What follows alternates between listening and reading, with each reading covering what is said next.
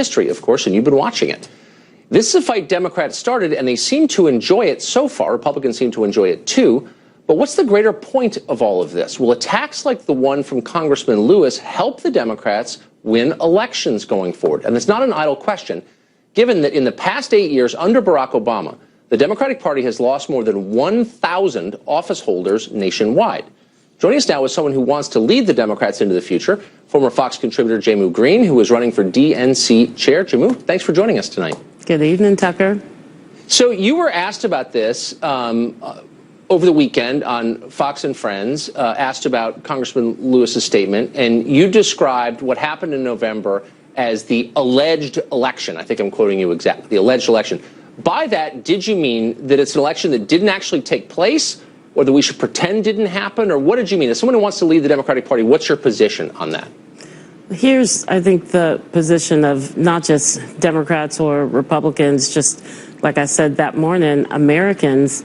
Something happened in this election with Russia. Something happened that was so significant that the Democratic members of Congress that got that classified briefing stormed out of that room. And we may never know what that is if it stays classified, but we all have those questions. And to your opening, Tucker, I don't think anybody enjoys this. I don't think anybody likes this.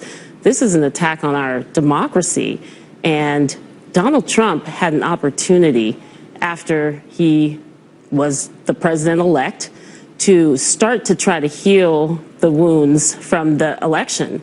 And instead, he chose to take us in a different direction and continue his type of just baseless attacks. But someone like John Lewis, who has the Navy deemed so respected an American that they named a ship after him, to see what Donald Trump is doing on Martin Luther King Day, no one is standing for it. Not Democrats, not Republicans, not anybody who cares about the future of this country. So he's the one congressman out of 435 you're not allowed to attack. But That's my not question what to you, I said. though, That's ridiculous. my question to you is, though, if you're elected chair of the Democratic Party, I intend to be. And you intend to be, your line to Democrats when you go across the country to the Jefferson-Jackson dinner or whatever, you're going to say, we would have won that election if only Vladimir Putin, in ways we can't explain or be specific about, hadn't intervened.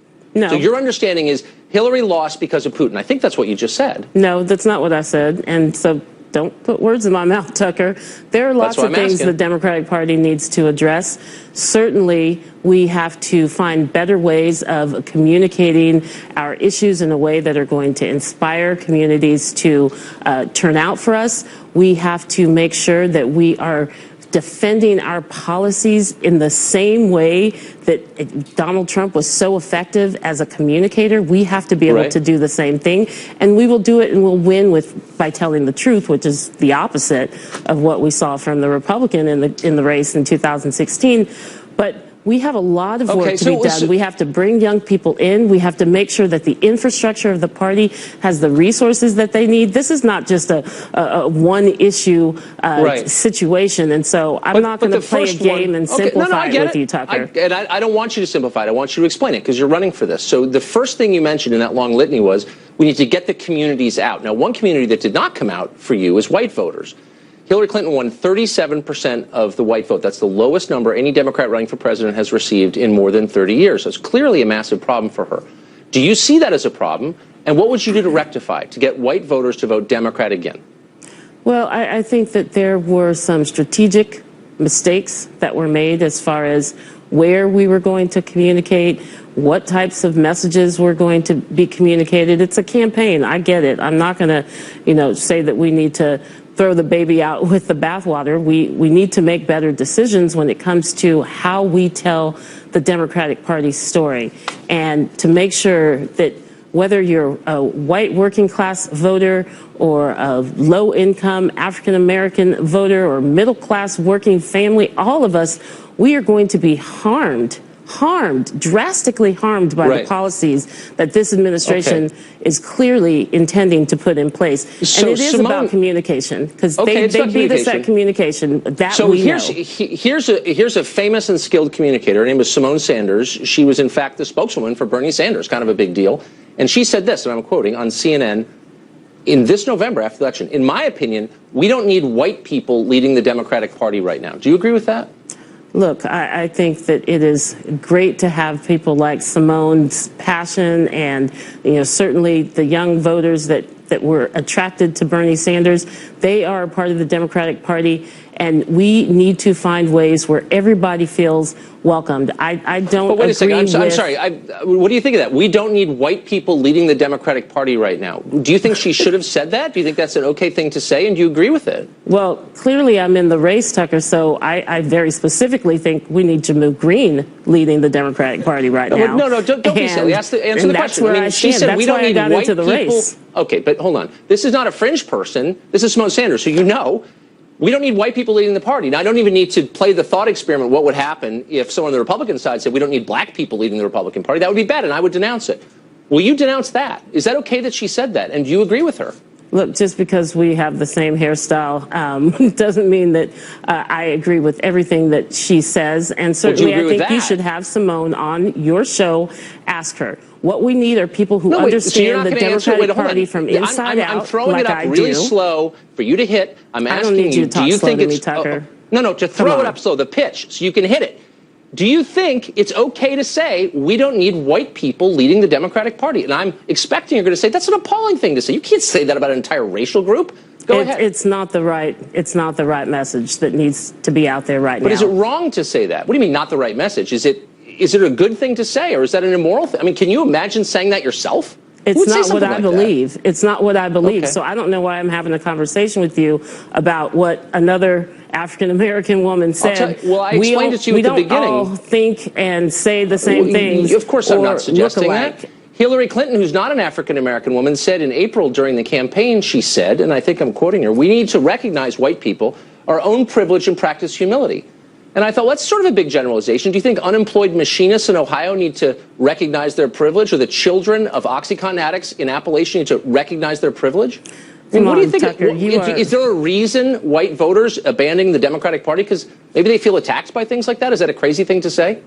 Look, Tucker, you're a really smart man, and you understand. I'm asking obvious questions. You understand nuance and communication, and you do a lot of critical thinking. Trying to boil that statement down into something that is an attack on a voter in a certain state, that's just ridiculous. I'm tired of these types of conversations, and really, frankly, I'm quoting Hillary Clinton here. I'm not saying taking out of context. This is a real conversation. This is what makes people opt out of politics, question. and part of why we lost is because people weren't inspired.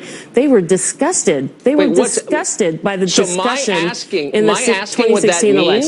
So my asking what Hillary Clinton meant when she said that in public is, quote, part of the reason people are opting out of politics? I'm quoting a candidate you supported and asking you to comment on what she said. And you're accusing me of being divisive. Is that what you're doing?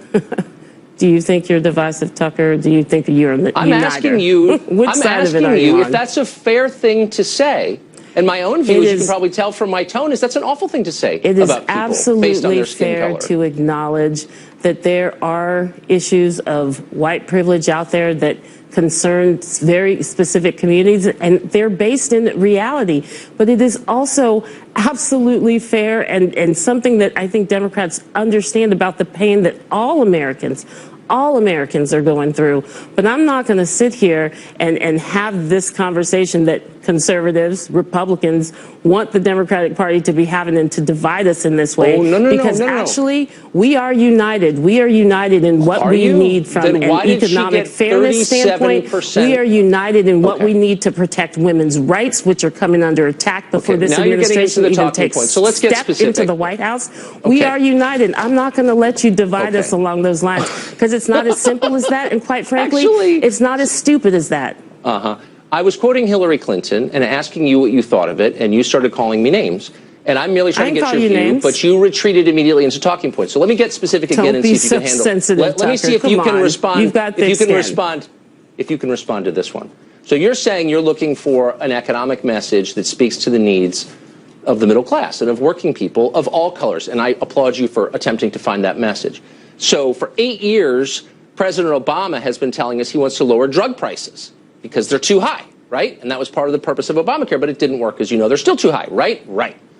A very fast way to do that would be to re-import drugs from Canada. Donald Trump is calling for this. Why in 8 years did Barack Obama not call for that? Barack Obama called for so many fixes to Obamacare. No, and that's not to Obamacare.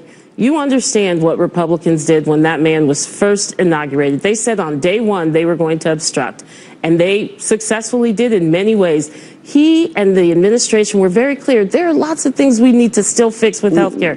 There are lots of problems. What about re-importing drugs at a cheaper prices. price from Canada? But if you don't have somebody in Congress, if you don't have any leadership on the other side who understands they need to put the American people first instead of trying to destroy government because they didn't like Barack Obama, this is silly. That is what is wrong. That is what keeps people disenfranchised. Look, I don't want to relitigate it, but if you're going to generalizations that aren't true, Democrats held all three branches of government when Obama came into office. Look, I'm just asking. Here you have Donald Trump. That's transparently false. Here you have the Donald obstruction Trump. that the Republican Party did to fixing Obamacare, to making sure that we could continue to get health care in this country better, was abysmal. Do you know what it is? If you deny it, that's on you. That's on you. You and your therapist can talk about that. I'm not denying that Republicans tried to stop Barack Obama's agenda. And sometimes it was justified and others it wasn't. But I'm asking in this very I'm asking you a very specific question. And I'm asking you, do you agree with Donald Trump's plan to re-import drugs at a lower price from Canada? American drugs have been sold in Canada at a lower price, bringing them back. The pharmaceutical companies are against it. Obama did not push for it. Trump is now pushing for it. What's your response to that? Are you for that or against it? Simple question. I haven't seen the exact plan you're talking about, so I'm not going to play this gotcha game. I'm not going to sit here and cheerlead somebody who is refusing to even celebrate Martin Luther King Day and understand that Why do you always bring it back to race? I'm asking you about economics. That's where this segment started, Tucker. You're the one who picked the topic. I didn't. I'm asking you about health care. I'm asking you about lowering drug prices. And Trump, look, I'm not endorsing everything Trump does. I'm just saying here he's doing something that overlaps with what Democrats have wanted to do for a long time, decades. And he's saying, yeah, let's do it. And I'm asking you, are you for it or not? Are you so partisan that you can't just say, yeah, I don't like Trump, but that's a good idea? But you can't.